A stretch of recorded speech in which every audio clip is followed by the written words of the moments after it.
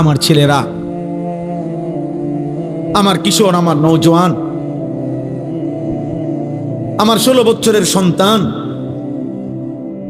এত অল্প বয়সে তুমি এত গুনাহ, এত নাফরমানি কেমনে করছো বাপ?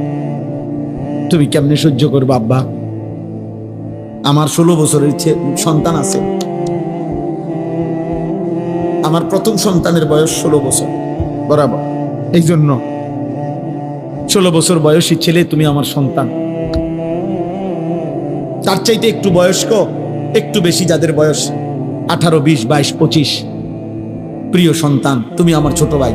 তুমি বলো, গত 365 দিনে তোমরা কোনদিন যারা ফজরের নামাজ পড়ো নাই, আমার সন্তান, কেমনে তুমি মৃত্যুর এই যন্ত্রণা সহ্য করো? বলো ভাই।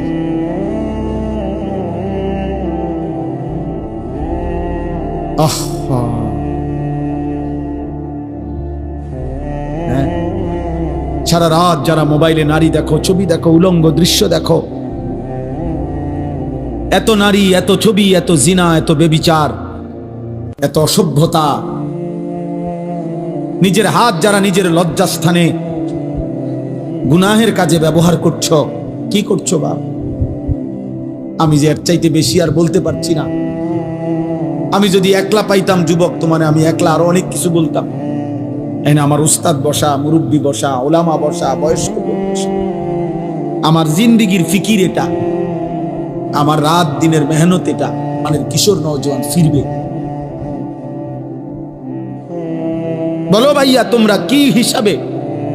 অগণিত ছেলের চেহারা দেখলেই বোঝা যায় বাপ, আজকের সারা দিনে যারা এক ওয়াক্ত নামাজ পড়ো নাই, হায় মুসলমানের সন্তান, কেমনে পারলা? তুমি কি মরবা না? তুমি কি কবরে যাইবা না বাপ? এই পৃথিবীর কত রাজা বাদশাহ কবরে চলে গেছে, তুমি কি কোনোদিন কবরস্থান দেখো নাই? তুমি কারো জানাজা পড়ো নাই? তুমি কি কোনো মানুষের লাশ দেখো নাই? আমি 5 দিন আগে আমার জ্যাঠার সাথে কথা বলে আসছি বাড়িতে,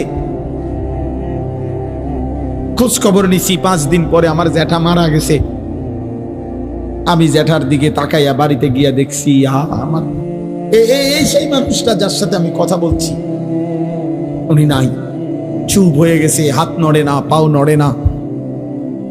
আমি জানাজা পড়াইছি আমার জ্যাঠার, তো জানাজার আগে আমি আমার জ্যাঠার কবরটা খালি, তখন কবরে রাখে নাই। আমি কবরের দিকে তাকাইয়া অনেকক্ষণ, 8-10 মিনিট হইব, আমার বাবার কবরের পাশে আমার জ্যাঠার কবর। আমার আব্বা আগে ইন্তেকাল করছে। আমার জ্যাঠার কবরের দিকে তাকাইয়া অনেকক্ষণ, খালি কবরের দিকে তাকাইয়া ছিলাম। তাকাইয়া আমার মনে হইল কবর যেন আমারে ডাক দিয়ে বলছে, আনিস, আমার কাছ থেকে 1 মুঠ মাটি দিছিলাম আমি তোমার জ্যাঠারে বানাইবার জন্য, আজ আমার মাটি আমি ফেরত নিলাম। ওয়াফিহা নুঈদুকা। নওজোয়ান, তোমার মাটি মাটির কাছে ফেরত চলে যাবে। তুমি মাটি ছাড়া আর কিছু না। তোমার এই চোখ, নাক, কান, হাত, পাও, হ্যাঁ, এটা চোখ, নাক, কান, মাটি, মাটি, ওই মাটির টুকরা। ওয়ালাকাদ খালাকনাল ইনসানা মিন সুলালাতিন মিন তিন। আল্লাহ বলছে, শুকনো মাটি থেকে, ঠনঠনে মাটি, আমি সেখান থেকে মানুষকে সৃষ্টি করেছি। তুমি মাটির একটা টুকরা ছাড়া আর কিছু। আর মাটির এক টুকরা এত অহংকার করা, এত বড় মালিকের সামনে সাজে না রে বাপ, উচিত না, উচিত না। এত বড় মালিকের নাফরমানি করছো কেমনে? কোরআনুল কারীম আল্লাহ নাজিল করছে 30 পারা। এতগুলো কথা আল্লাহ কোরআনে বলছে, 30 পারা নবীর জবান দিয়ে বলাইছে, 23টা বছর কোরআন শরীফে আছে, ফাবি আইয়ি হাদিসিন বাদাহু ইউমিনুন। আল্লাহ বলছে, বান্দা বল না রে, আমি আর কেমনে বললে, আর কোন কথা বললে, আর কতবার বললে বান্দা তুমি আমার কথা মেনে নিতা? এই নাফরমান, এই বেনামাজি, দাঁড়া, এখন দাঁড়া। ফজরের নামাজ পড়ো না যারা, গত 1 বছর ধরে হাইওয়ান, মুসলমানের বাচ্চা এত নিকৃষ্ট হয়? তোর কোনো মা নাই, তোর কোনো বাপ নাই বেটা, তোর কোনো আল্লাহ নাই, তোর কোনো নবী নাই, তোর কোনো ধর্ম নাই। নাফরমান। জীবন মানে হুদা ভাত, জিন্দিগি মানে শুধু ভাত, জীবন মানে শুধু ঘুম, জীবন মানে শুধু পেশাব পায়খানা, জীবন মানে শুধু লজ্জাস্থানের চাহিদা পূরণ। এগুলো তো কুত্তারও পূরণ হয়। এই নাফরমান, খানা তো কুত্তাও খায়, ঘুম তো কুত্তাও যায়, পেশাব পায়খানা তো কুত্তারও হয়,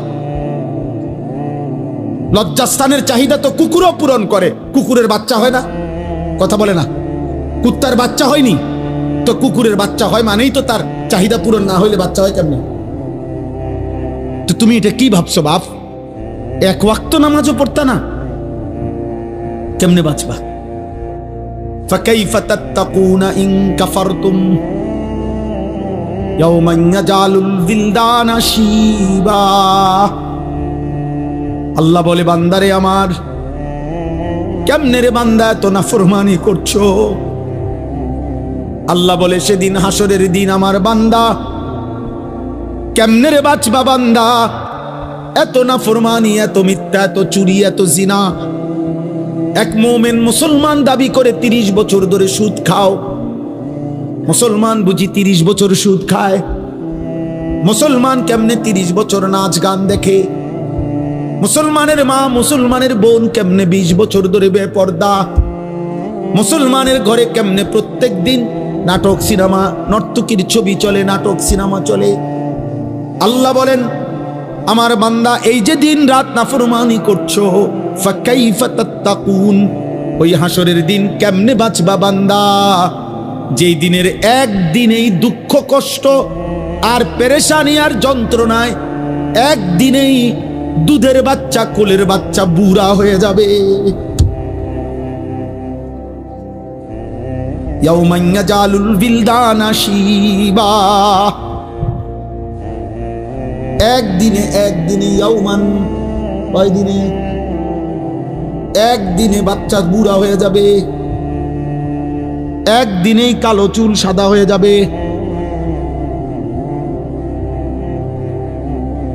খামখেয়ালি করো না বাপ, শেষ কথা শেষ। তুমি আল্লাহর বেষ্টনীতে আছো, আমিও। আমাদের জন্য আল্লাহ তাআলার ইন্তজাম করা আছে। তুমি আল্লাহর এই ইন্তজামের বাইরে যাইতে পারতা না। আল্লাহর বেষ্টনীর ভিতরে থাইকেই মৃত্যুর যন্ত্রণা আসবে। এই কথাটাই আল্লাহ এখানে বলছে। এবার দেখেন তর্জমা শুনেন, তা শেষ কথা। আমার ভাই, আমি বলে গেলাম, আমার সন্তান, আমার ছেলেরা, আমার বাবারা, আমার ভাইরা, আমি বলে গেলাম স্পষ্ট, দয়া করে মরণকে স্মরণ করো, ভুলে যেও না। তুমি ভুলে গেলেও মরে যাবা। বলে আমার মনে ছিল না, মনে না থাকলেও মৃত্যু হবে। হবে? কথা বলে না, বলো না ছেলেরা, বলো। তুই মরে যাবে বাপ। এই মোবাইল থাইকা যাবে, ফেসবুক থাইকা যাবে, এগুলো হারায় যাবে। তোমার চোখের ওই নারীও হারায় যাবে। হয়তো কোনোদিন আর মনেও পড়বে না কারো কথা, কিন্তু গুনাহগুলো সাথে নিয়া তোমার হাসরের ময়দানে দাঁড়াইতে হবে। এই পাপগুলো নিয়েই তোমাকে দাঁড়াইতে হবে। এই জন্য আমি কিশোর নওজোয়ানের পরিবর্তনের খুব প্রত্যাশিত। আমার এক ছোট্ট জিন্দিগি প্রয়োজন, আমি দিয়ে দিলাম। কিন্তু আমার একটা আশা, মুসলমানের নওজোয়ান তোমরা ইনশাআল্লাহ ফিরলে, তোমরা যদি ফজরের নামাজ পড়ো, এতগুলো ছেলে ইনশাআল্লাহ কদর কসম ইসরায়েলের কুত্তাদের কলজা সুদ্ধা নড়ে উঠবে ইনশাআল্লাহ। সেজদাবিহীন বিজয় আসবে না বন্ধু। স্লোগান দিলে হবে না, শুধু স্লোগান দিলে। স্লোগান আমিও দিতাম, জানি। আমি ছাত্র জীবনে স্লোগানে সেরা ছিলাম। ঢাকা চৌধুরীপাড়া যখন পড়তাম দাওড়া রাকাম থেকে গিয়া, তখন স্লোগানে সেরা ছিলাম। হুজুররা আমার স্লোগানের জন্য নিত। উড়ে লেতাম পারু স্লোগান দিয়া। আলহামদুলিল্লাহ। আমার বড় ভাই, আমার মনে আছে, বড় ভাই আলি স্লোগান আর চলেন ভাই, উড়ে এলাম কোনান দিয়ে উড়ে 2-4 ঘন্টাও মিছিল করতে পারতাম, একটা না, কোনো বিশ্রাম ছিল না। স্লোগান দিয়ে হবে না দোস্ত, শুধু কলিজার খুন, কপালের এই সেজদা মালিককে দিতে হবে।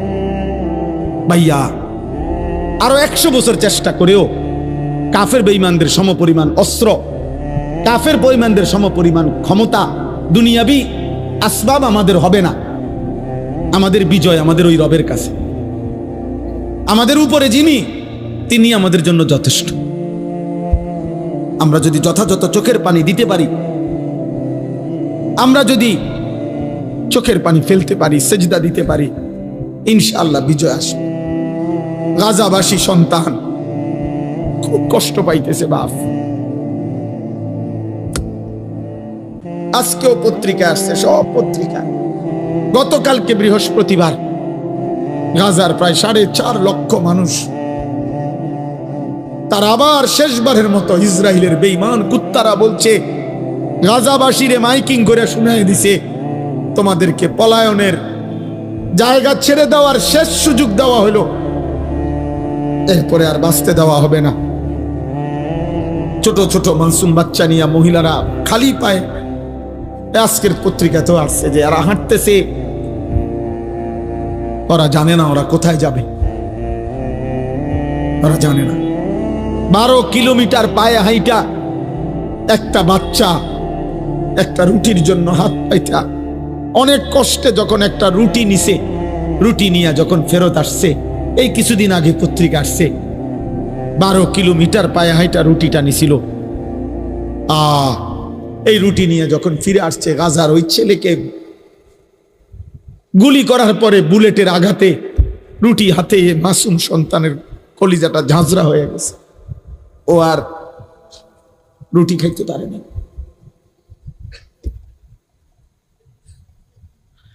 আর তোমরা নারী দেখো, ছবি দেখো, তোমরা আর সেজদা দিও না, তোমরা উলঙ্গ দৃশ্যই দেখো। তোমাদের আর মোবাইলের নেশাই গেল না, তোমাদের চুলের ফ্যাশনই শেষ হইল না, তোমরা তোমাদের বন্ধুদের আড্ডাই শেষ। তোমরা মনে করছো ইবলিস শয়তান তোমাগরে বলছে তোমাদের বিপদ হবে না। বিপদ শুধু ফিলিস্তিনের, বিপদ শুধু রোহিঙ্গাদের, আমগো কিচ্ছু হইতো না। আমরা সবাই জোনায়েত বাগদাদি, আমরা ভাই জিতব। আমাদের মানচিত্রে উলামায়ে কেরামকেও বলি, আমাদের মানচিত্র বাংলাদেশের আরেকবার তাকাই দেখেন, আজকে দেখেন আমাদের মানচিত্রে পার্বত্য চট্টগ্রাম সহ কক্সবাজারের এই সাইড, এটা আলগা এরকম। এটা যদি আমি একটা কেচি দিয়া শুধু কাটে, এটা আমি ফরে যাব। কেচি দিয়া কাটলে যেরকম আলাদা হয়ে যাবে, আমাদের পার্বত্য চট্টগ্রামকে যেই কোনো মুহূর্তে কাইটা ফেলা, আলাদা করে দেওয়া। এই যে কয়েকদিন টানা খাগড়াছড়িতে রক্তের বন্যা বইতেছে, বাংলাদেশে কোন কারফিউ, আর্মি, সেনাবাহিনী কিছু দিয়ে পারতেছে না, তেমন বুঝছেন? কোন বিবেকবান উত্তরবঙ্গের খবর নিয়েন, রংপুর বিভাগের 8টি জেলাতে কসম খোদার প্রতিদিন মুসলমান খ্রিস্টান হইতেছে। আমি নিজে গত বছর এক চিল্লা পুরা 40 দিন দিনাজপুর ছিলাম, 40 দিন ছিলাম।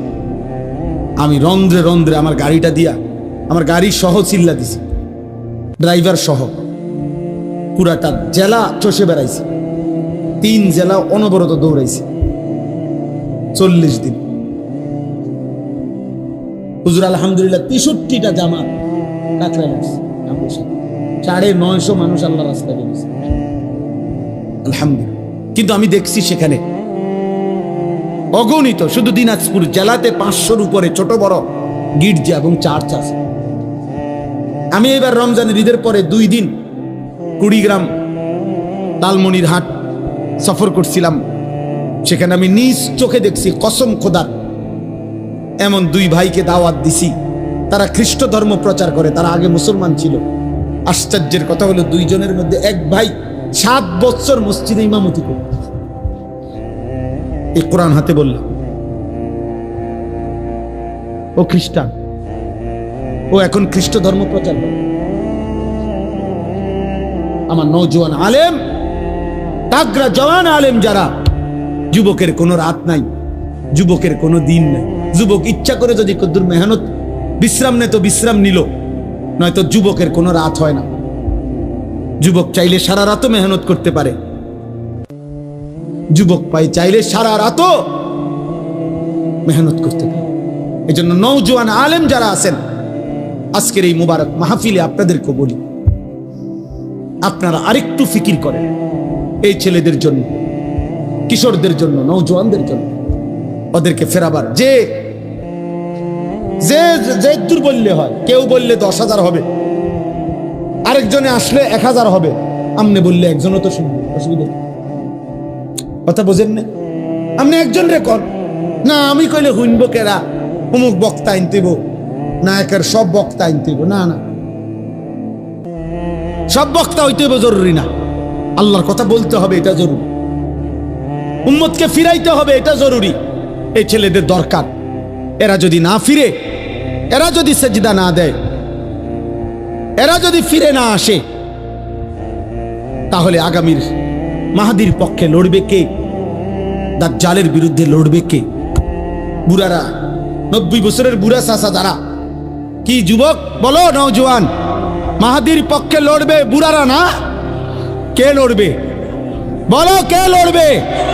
আমি বলো, আমি লড়বো ইনশাআল্লাহ, ইনশাআল্লাহ। ফজরের সেজদা দাও, আমি ওয়াদা দিলাম ইনশাআল্লাহ, ফজরের সেজদা দিলে হয় তুমি, নয়তো তোমার বংশধর মাহাদির পক্ষে লড়বে ইনশাআল্লাহ। এটা হাদিসের বর্ণনা। ফজরের মুসল্লিরা মাহাদি এবং ঈসার সাথে সর্বশেষ দাজ্জালের বিরুদ্ধে শেষ লড়াই করবে যারা, এবং শেষ ইহুদিদের শেষ ব্যক্তিটাকে পাথরের আড়াল থেকে, গাছের আড়াল থেকেও টাইনা বাইর করে হত্যা করবে যারা, এই শেষ বাহিনী হলো ফজরের মুসল্লি। এটা কিতাবের কথা, আমার কাছে কিতাব আছে। ফজরের মুসল্লি যারা, মাহাদির সৈনিক তারা। এই জন্য আজকে এই রাত গভীরে নিয়ত করো যে ফজরের নামাজ পড়বো ইনশাআল্লাহ। আমার জিন্দিগির একটা মেহনত, ফজর ক্যাম্পেইন। আমি এটা কাজ করি সারা বাংলাদেশে, জায়গায় জায়গায় আমার অনেক ছেলে আছে যারা ফজর ক্যাম্পেইনের কাজ করে, মানে ফজরের নামাজের প্রচারণ। এইটাই মেহনত, এইটাই সংগঠন, এইটাই একটা দল। দলের মাকসাদ কি? ফজরের নামাজে মুসল্লি বৃদ্ধির আন্দোলন। এটা আমার শায়েখ দিছেন, আমারে বলছেন, আমার শায়েখ আল্লামা মুফতি মুশতাকুন নবী কাসিম হুজুর আমার এই জিম্মাদারি যে মাওলানা এটা করবেন, কোনো ফিডাফিডি নাই, ঝগড়া নাই, ফজরের জন্য ডাকবেন। আমরা ইনশাআল্লাহ নওজোয়ান তোমাদেরকে বললাম, একজন ছেলে সিদ্ধান্ত নিবা যে আমি ফজর পড়বো, আমার একজন বন্ধুকে ফজরের জন্য ডাকবো ইনশাআল্লাহ। 2 জন হইলে 4 জন হবে, 4 জন হইলে 8 জন হবে ইনশাআল্লাহ। হইতে পারে না ইনশাআল্লাহ? হইতে পারে ইনশাআল্লাহ। ফজরের নামাজে বিজয় আছে। ফাল মুগীরাতি সুবহা, আল্লাহ তাআলা বলছে যুদ্ধের ঘোড়া দুশমনের উপরে আক্রমণ করে ফজরের ওয়াক্তে। ফাল মুগীরাতি সুবহা ওয়াল আদিয়াতি যবহা ফাল মুরিয়াতি কদহা। এইটাও মজার। চলেন, রাত হয়ে গেছে। ওয়ালাকাদ খালাকনাল ইনসানা ওয়া না'লামু মা তুওয়াসওয়িসু বিহি নাফসু। এই আমি শেষ তরজমা বলি। আল্লাহ বলেন, বান্দা আমি মানুষকে সৃষ্টি করেছি। 2, আল্লাহ বলেন অন্তরের গভীরে যা আছে, তোমার অন্তরের যত কুমন্ত্রণা, গুনাহের মন্ত্রণা, ওয়াসওয়াসা, অন্তরের ভিতরে যা, আমি সেটাও জানি। তাহলে বাইরের গুলা জানেনি, কথা বলে না। হাত দিয়ে, চোখ দিয়ে, কান দিয়ে, নাক দিয়ে গুনাহ হইলে আল্লাহ জানেনি। আল্লাহ বলছে আমি অন্তরের ভিতরে যেটা, সেটাও জানি। 3, ওয়া নাহনু আকরাবু ইলাইহি মিন হাবলিল ওয়ারিদ। আল্লাহ তাআলা বলে, বান্দা তোমার শিরা উপশিরা, শরীরের উপরে পশম, এরপরে চামড়া, এরপরে গোশত, এরপরে রক্ত। এই রক্ত সঞ্চালন হয় শরীরের মধ্যে।